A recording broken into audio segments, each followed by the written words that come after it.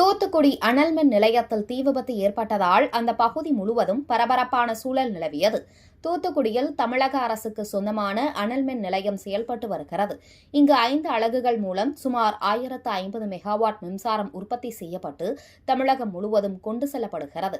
இந்த நிலையில் தூத்துக்குடி அனல் மின் நிலையத்தில் கடந்த ஆண்டு 1 மற்றும் 2வது அலகில் தீ விபத்து ஏற்பட்டு முற்றிலும் சேதமானதை தொடர்ந்து அங்கே தற்போது பராமரிப்பு பணிகள் நடைபெற்று வருவதால் மின் உற்பத்தி இன்னும் துவங்கவில்லை என கூறப்படுகிறது. மேலும் 3, 4, 5 அலகுகள் மூலம் 630 மெகாவாட் மின்சாரம் உற்பத்தி செய்யப்பட்டு வருகிறது.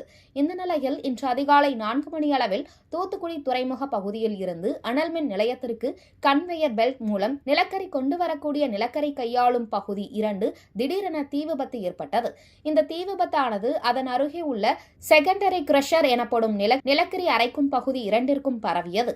தீ மளமளவென பரவி 2 பகுதிகளும் தீ வேகமாக எரிய துவங்கியது. இதனைத் தொடர்ந்து தூத்துக்குடி அனல் மின் நிலையத்தில் உள்ள தீயணைப்பு வீரர்கள் மற்றும் தூத்துக்குடி மாநகர பகுதி தீயணைப்பு வீரர்கள் என 4 வண்டிகளில் சென்ற தீயணைப்பு வீரர்கள் சுமார் 4 மணி நேரம் போராடி தீயை அணைத்தனர். இந்த தீ விபத்தில் பல கோடி ரூபாய் மதிப்புள்ள கன்வேயர் பெல்ட் மற்றும் நிலக்கரி அரைக்கும் பகுதியில் சேதம் ஏற்பட்டுள்ளதாக கூறப்படுகிறது.